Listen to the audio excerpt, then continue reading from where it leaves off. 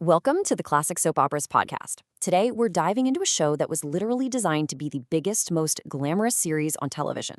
We're talking about a spin-off so opulent it was actually meant to eclipse its own super famous parent show. But it ended up becoming one of Primetime's most legendary failures. So let's get into the incredible story of the Colbys. Okay, let's just start right there. I mean, when a true Hollywood icon like Barbara Stanwyck says that about her own show, you just know you're in for a wild ride. This one quote, honestly, it captures everything. The chaos, the drama, and the massive disappointment that defined this infamous series. All right, so to really get the Colbys, you have to picture the mid-1980s. Dynasty wasn't just some TV show, it was a total cultural phenomenon. It was the #1 series in America, and the network, ABC, saw this golden opportunity to build on that success by, expanding the universe. So here's the crucial thing. This wasn't just a simple spin-off, it was actually conceived as Dynasty 2. The whole idea was to take a branch of the family, the Colbys of California, and give them a show that was even richer, bigger, and more over the top than the original. The budget was absolutely enormous, and let me tell you, expectations were sky high. This show kicked off with a classic, juicy soap opera setup. You've got Dynasty's Jeff Colby, and he follows his ex-wife, Fallon Carrington, all the way to California. But here's the twist. Fallon has amnesia and has just married Jeff's dashing cousin, Miles. Bam! Right away, you've got this bitter love triangle, all set against the backdrop of the family's brutal fight for their massive business empire. Now, to make sure the show felt like a major event, the producers didn't just cast TV actors. Oh no, they went after legitimate Hollywood legends. The strategy was basically to stack the deck with so much star power that audiences couldn't possibly ignore it. Okay, just look at the sheer amount of money we're talking about here. Charlton Heston, a true cinematic giant, was paid the equivalent of nearly $250,000 in today's money per episode, just to play the patriarch Jason Colby. And Barbara Stanwyck wasn't far behind. This was blockbuster movie money for a weekly TV show. Just incredible. And believe it or not, they aimed even higher. Before they landed Heston and Stanwyck, the producers approached absolute icons like Burt Lancaster and Katharine Hepburn. And get this, both Faye Dunaway and Angie Dickinson turned down the role of the scheming matriarch Sable. The final cast, though, was still a total powerhouse, and Stephanie Beacham became a breakout star as the deliciously manipulative Sable. So with this huge budget and an A-list cast, the show just leaned into the melodrama with everything it had. The storylines were pure, unfiltered 80s primetime soap excess. Seriously, if you thought Dynasty was over the top, the Colbys took it to a whole other level. Just track the escalation here.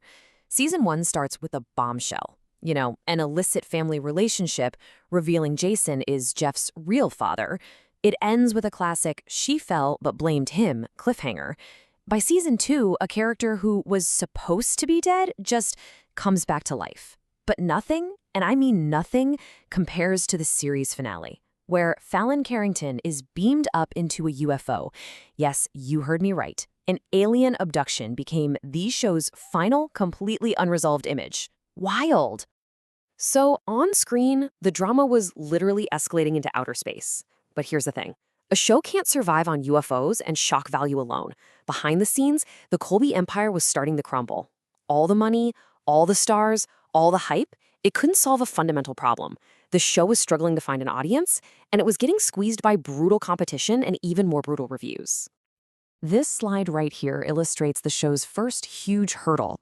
ABC scheduled their brand new crown jewel on Thursday nights, putting it directly against NBC's untouchable comedy block of Cheers and Night Court. And if that wasn't bad enough, it was also up against the super loyal fan base of the rival soap Knots Landing. It was basically a programming death slot. In a fight that tough, a show needs to have a razor-sharp identity to stand out. And that was a weakness the Colbys just couldn't overcome. And the numbers, well, they tell a pretty grim story. In its first season, the show finished at a respectable, but for its price tag, kind of disappointing 35th place. By season 2, it had crashed all the way down to 64th. This wasn't just a slump. For a series with this massive budget, a drop that steep was an absolute death sentence. It showed that viewers weren't just busy on Thursdays, they just weren't connecting with the show itself. And the critics? They were absolutely ruthless, and they really zeroed in on the show's core identity crisis. The Los Angeles Times famously said, "It's not a spin-off, it's a clone." And that right there was the fatal flaw. In trying so hard to replicate Dynasty's magic, it just felt like a carbon copy without the soul. I mean, audiences already had Dynasty. Why would they need a West Coast version with different furniture? The show never really gave viewers a compelling reason to invest in this family because it felt like a story they'd already seen. The attacks on the show's quality got even more pointed from there. The Pittsburgh Press just savaged the writing, comparing it to those simplistic Dick and Jane children's books. Ouch. And this wasn't just snobbery. It pointed to how that whole clone approach really affected the storytelling. By sticking so rigidly to the Dynasty formula of betrayals and business deals, the scripts felt predictable, a little hollow, and they just lacked that spark and character chemistry that made the original a hit. So after just 2 seasons and that infamous UFO cliffhanger, ABC pulled the plug. But the story didn't completely end there. The producers were left with a whole bunch of unresolved plots and several major characters whose fates were, well, literally up in the air. What happened next was actually pretty unique for TV. Instead of just letting the characters vanish into thin air, ABC moved the main players, Jeff, Fallon, and even Sable, back over to Dynasty. The whole alien abduction thing was quickly resolved on the parent show, and their stories were allowed to continue. They basically just folded the failed spinoff right back into the original. The reactions from the cast themselves couldn't have been more different. I mean, you already know how Barbara Stanwyck felt. She called it a turkey and, well, garbage. But Charlton Heston defended the show to the very end. He called its cancellation premature and praised the cast and crew. It just goes to show you the deep divide in how the show was perceived, even by the people who were making it. And yet here is the final fascinating paradox of this whole story. Despite the looming disaster, the Colbys won the 1986 People's Choice Award for New Dramatic TV Program. This is so revealing, right? It proves that the public totally bought into the idea of the show. The stars, the glamour, the connection to Dynasty. They voted for the promise of it all.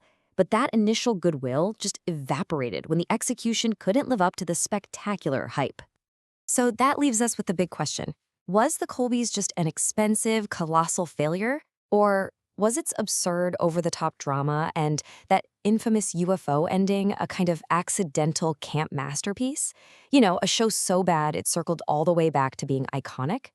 It's something fans still debate to this day. And that's all for our explainer on one of TV's most ambitious disasters.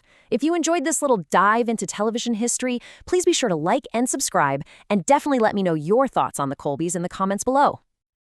And one last thing before you go. What classic soap opera should we break down next time? Drop your suggestions in the comments. I'd really love to hear them. Thanks for watching, and I'll see you next time.